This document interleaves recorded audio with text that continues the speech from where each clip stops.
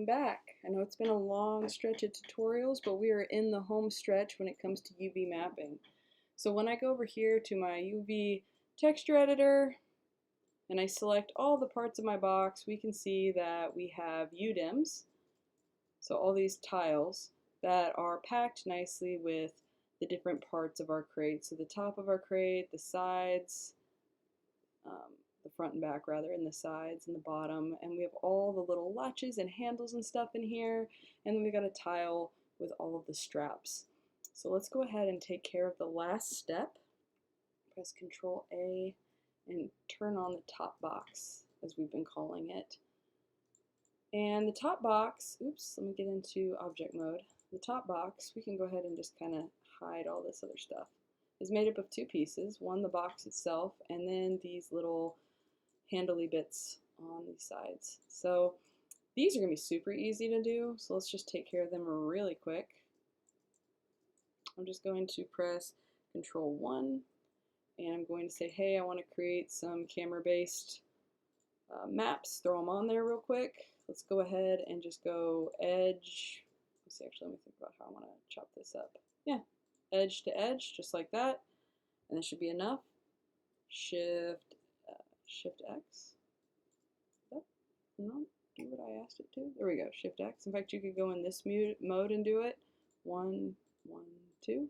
Shift X. Let's go over here. Boom, boom. Shift X. And then finally this one here. Shift X. So we're thinking about it like a pizza box, or any box rather, that you just want to collapse. And if you want to collapse it, you need to cut the corners. So then let's go ahead and unfold, which I just right click to unfold, but you can typically just press Control U. Let's go to our UV toolkit and scroll to the bottom and orient the shells. Then let's go over here and set our texel density set, so they're all the same size, looking good.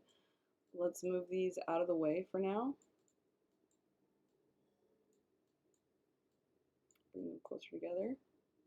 And we'll come back to that after we're done dealing with this one. Woo! Look at that. That's crazy looking. Let's go ahead and create a normal or a camera-based. Ooh, it doesn't want to because I am not in object mode. Let's do that again. Create camera-based. There we go. So we're treating this like a box. In fact, I think we can just do that to the UV or the shell in the UV editor because the way it's displayed. Edge, 1, 2, 3. Oh, this one's trickier to select. There we go. 4, 5, 6, 7, 8, and Shift X.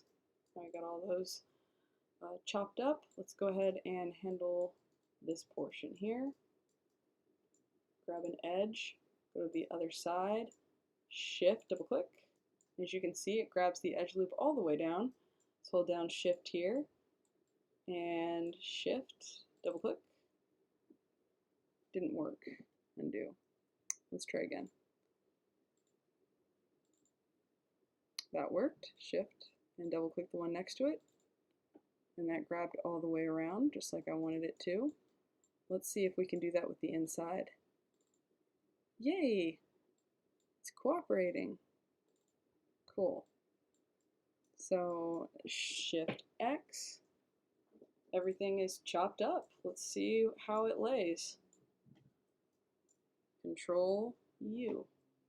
Woo, that's a mess. Orient shells. Unstack.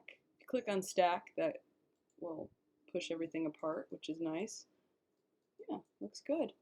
Let's grab everything in our scene. So grabbing it all, select, and we're going to just move this all up together. Grab it all, and let's go ahead and set our texel density. I kind of shrink some things down. Cool. Gonna press, go over here and press Control 1. Oh, I guess I just had the layers. The display layers are what's turned off. Let's go back to the channel box and turn all of our layers back on because it's time to pack the final piece. Let's go to object mode. Let's grab a hold of all of these so we can see all of our UDIMs over here. let's grab the shells that we just packed. So I right click and grab shells. And let's get them packed into this space. Shouldn't be too hard. Let's take the big pieces first.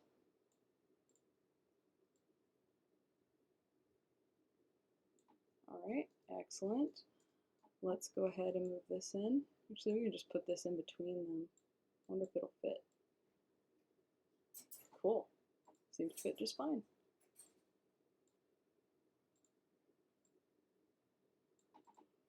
Grab these two and let's just rotate them and stick them in because it's not like we don't have the space. And last but not least, our little buckles, and we're done. So this little UDEM is going to house all of our miscellaneous stuff. So the buckles and the top box and etc. Everything is UV packed. We're done. We go over here and we go into object mode and we grab our stuff and we grab the checker box. You can see that everything is consistent across the board. This is what we want. Perfect textile density, good packing.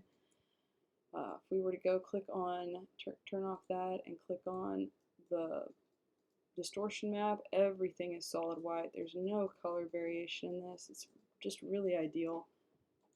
If we click on the shaded view, nothing has been flipped. Everything is coming up blue. We are really just ready to move on to the next step. So what I'm going to do is I'm going to grab this crate, I'm going to go ahead and delete its history, make sure all my transformations are frozen. And I'm going to go ahead and go back to Maya Classic, and I'm going to go ahead and save this. Oh, did I delete something? Look at that, I think I deleted something. What did I delete? What? It's there, but it's not? Huh? What?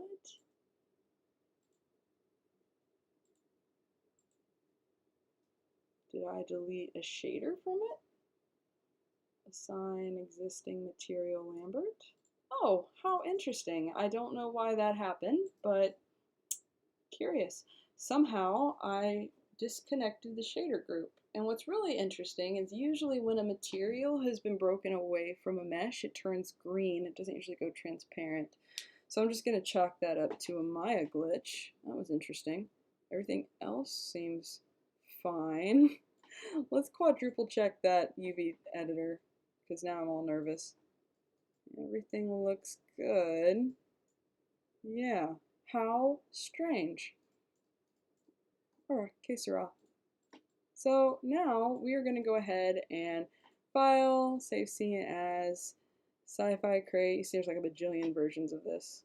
This was me trying to fix that UV issue earlier. Underscore, and we'll just say UV complete. Okay. All right. So now we've got to get this prepped for export into Substance Painter and of course ZBrush. ZBrush, we're going to be able to take the high poly mesh and just do a couple of little things that'll get your feet wet with ZBrush and also just kind of make add some cool details that we maybe didn't model into the high poly that we can just put in there, sculpt in there with ZBrush. So let's start with the low poly crate and what we're up to with this. What we need to do to move forward, one, I got to decide which of these groups I want to use. Do I want to use, let's use the one that we all did the hard way. I'm going to go to visibility, turn on my original create high group. I'm going to delete the one I made using the bevel tool. And I'm going to rename this group create group underscore low, group GRP. I'm going to rename this one create group underscore group, or sorry, create group underscore high. Now I'm going to make sure that whatever I name anything in this first group, I'm going to make sure it matches in the second group. First thing I'm going to do is I'm going to grab the high group and I'm going to just turn it on. Looks like I did, and I still turn these. The visibility on these is still off for some reason. I'm going to grab this high poly and just kind of set it aside for a moment.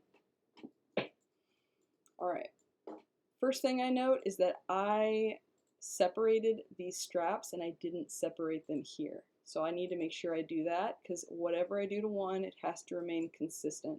So I'm going to shift right click and I'm going to go ahead and separate these.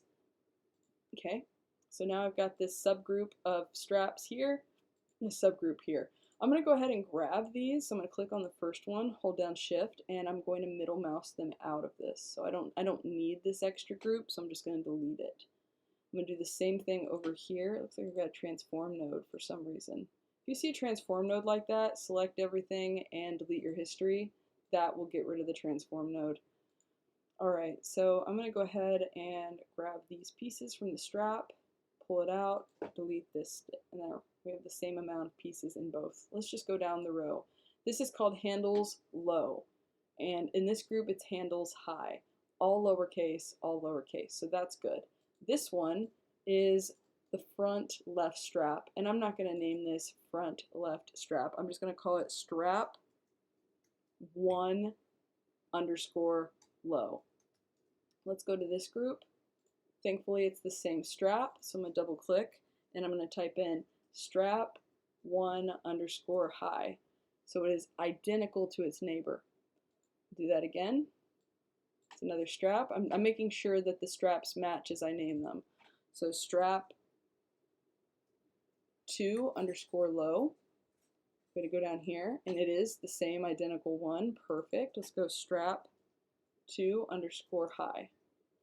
I know this is a little tedious, but I promise there's method to this madness, and you're going to appreciate it later. Strap 3 underscore low. Strap 3 underscore high. Keeping everything lowercase. That way we don't accidentally capitalize something. I don't know how case sensitive Substance Painter is about match by names, but we're going to be as careful and accurate as possible.